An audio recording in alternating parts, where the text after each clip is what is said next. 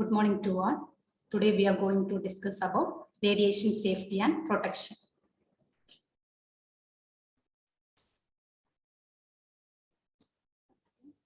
Before going to radiation safety and protection, we have to know about something about the sources of radiation exposure. There are a wide variety of conditions and circumstances result in radiation exposure. They may be broadly classified into natural radiation and artificial radiation. The natural or background exposure, it includes the energetic subatomic particles, that is photons from the sun, and to a lesser extent the particles which were generated by the interaction of primary cosmic radiation with atoms and molecules of Earth atmosphere. Okay. Then terrestrial sources involves the both internal and external source. External source involves the exposure which comes from the radioactive nucleotides in the soil, that is potassium-40, and also from the radioactive decay products of uranium-238 and thorium-232. Okay, then the internal sources involves the radiation which is taken up from the external environment by inhalation and ingestion. It involves total of 67% of radiation exposure of the population. The greatest internal exposure comes from the ingestion of thorium and their decay products, primarily the potassium-40, but also ruthenium-87, carbon-14, tritium, and others. Okay, these are the sources of radiation. That is, terrestrial external sources involves 20%, then the terrestrial internal sources involves the 12%, then cosmic radiation involves 16%, then radon involves the 52%. Then coming to the artificial radiation. These are the radiation which occurs as the result of technological advances made by men. That they are the radiation which is coming from the medical diagnosis and treatment, that is X-ray diagnosis and nuclear medicine. Then the radiation which is coming from the consumer and industrial product also serves as an artificial radiation. It involves the radiation which is coming from the tobacco products, then combustible fuels, dental porcelain, television receivers, pocket watches, smoke alarms, and airport inspection system. Then today we have to know about what are the sources of radiation in a dental radiology department. There are 4 types of radiation. They are primary radiation, secondary radiation, scattered radiation, and leakage radiation. The primary radiation means the radiation which is defined as the radiation which is originating from the X-ray tube, that is from the focal spot. Then the secondary radiation, it is defined as the radiation which is emitted by the substance while the X-rays are passing through. Then what is scattered radiation? It means the radiation that has undergone change in direction while passing through a substance. Okay. Finally, the leakage radiation or stray radiation.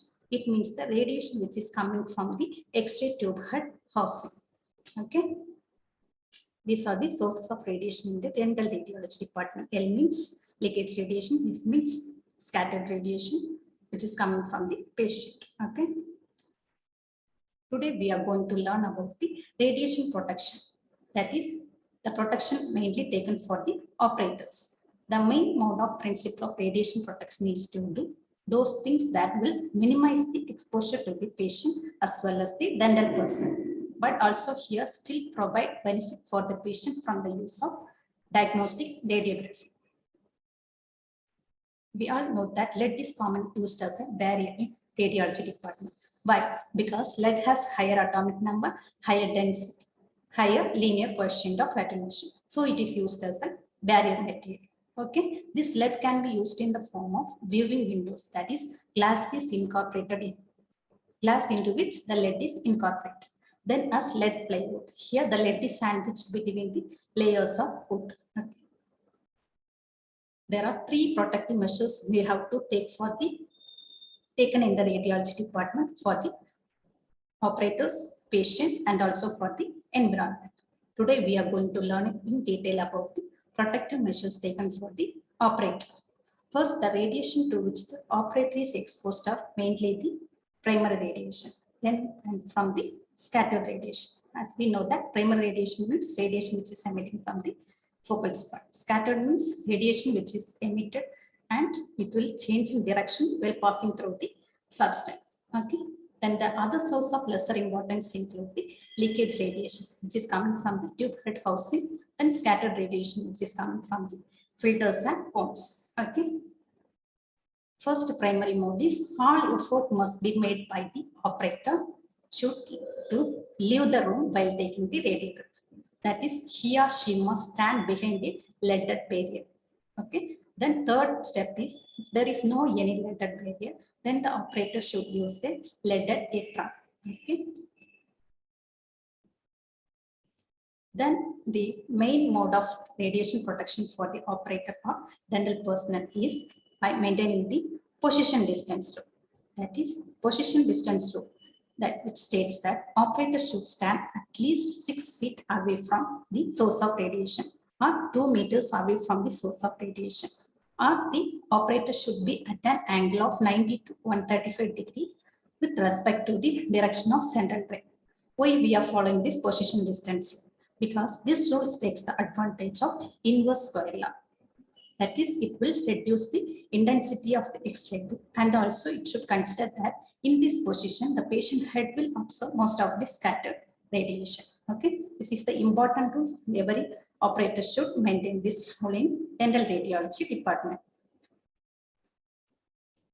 Then second one is the film should never be held by the operator while taking the intraoral radiographs. If it is not possible, in order to correct the retention and the placement, then is not possible by the, it should be always followed by the parent or any other individual who is responsible for the patient must hold the film in the position. So it is recommended that the film should never be held by the operator while taking the radiographs. And third one is avoid holding the X-ray tube head of the machine, because by holding the X-ray tube head machine, we will get the leakage radiation. So the dental operator should always make ensure that the suspension arm should be adequately maintained to prevent housing movement or drifting. Okay. Then the best way to ensure that the personnel are following the office safety rules are such as those described previously is the personal monitoring device usage, commonly referred to as the film watch. Okay. These are the devices provide a useful record of occupational exposure to the dental personnel. So in short, the radiation protection for the operator involves the first he or she should stand behind the leaded barrier or shield. Otherwise, he or she should use the leaded apron. If it is not possible, the operator should maintain the position distance rule by standing 6 meters away from the, that is 6 feet away from the source of radiation, or he or she should maintain the angulation of 90 to 135 degree away from the center. Then the final one is by the usage of, by wearing the film badge, that is tail badge usage. These are the necessary steps every operator should